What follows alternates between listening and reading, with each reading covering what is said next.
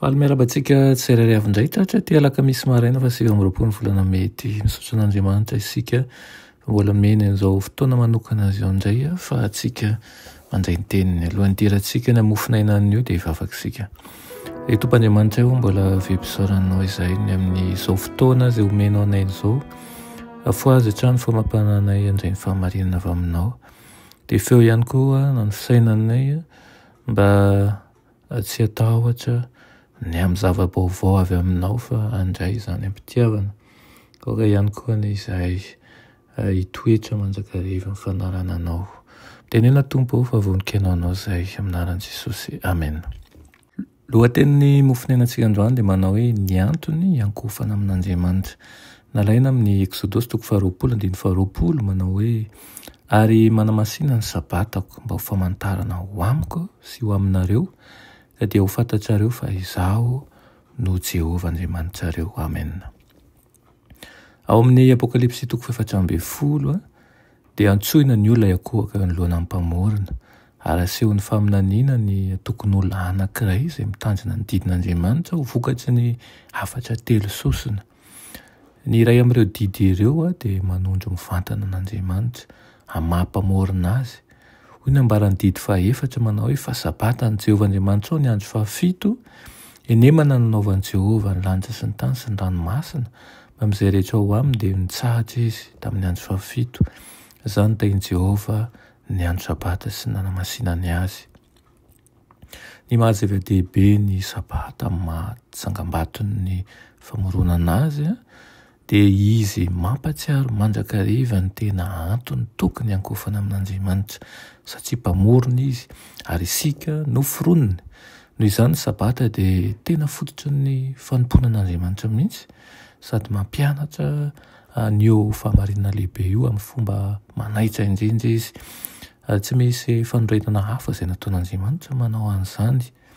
Ny tena fototry ny fanompoana an'Andriamanitra tsy amin'ny andro 7 ihany fa ny fanompoana azy rehetra dia hita ao amin'ny fahasamihafan'ny mpamorona sy ny noforonina. Tsy azo atao naovinana ny manao foana an'izany ary tsy azo adinoina naovinana ihany koa izany. Mba hitazonana an'io fahamarinana io ao an-tsain'ny olona mandrakariva no nanorenan'Andriamanitra ny sabata tany Edena ary raha mbola ny mampamorona antsika azy ihany no antony tokony iankofantsika eo anatrehany dia mbola ho famantarana ny tsangam-bato ihany ny sabata. Raha nitandremana eran'izao tontolo izao ny sabata dia ho voatarika eo am-pamorona ny saina sy ny fitiavan'ny olona amin'ny mahatokony hanajana azy sy iankofana aminy ary tsy ho nisy naovinana mihitsy aza mpanompo sampy nampandany fisian'Andriamanitra na tsy pino ny fitandremana ny sabata ny famantarana ny firaiketam-po amin'Andriamanitra marina. Ilainanao ny lanitra sy ny tany ary ny loharano ozy izy. Noho izany ny hafatra izay mibaiko ny olona iankohaka ny hajeran'Andriamanitra sy hitanjana ny didiny dia miantso azy ireo amin'ny fomba manokana hitanjana ny didy 4.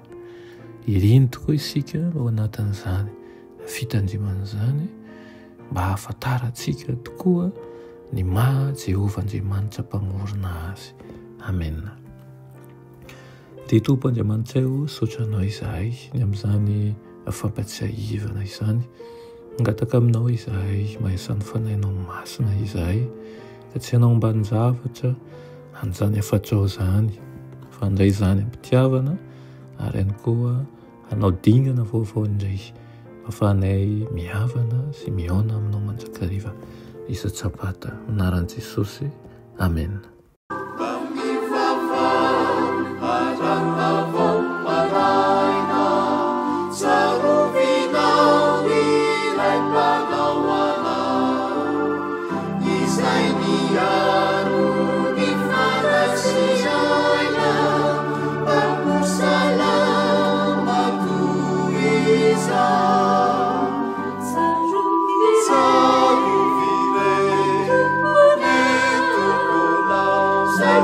Yeah.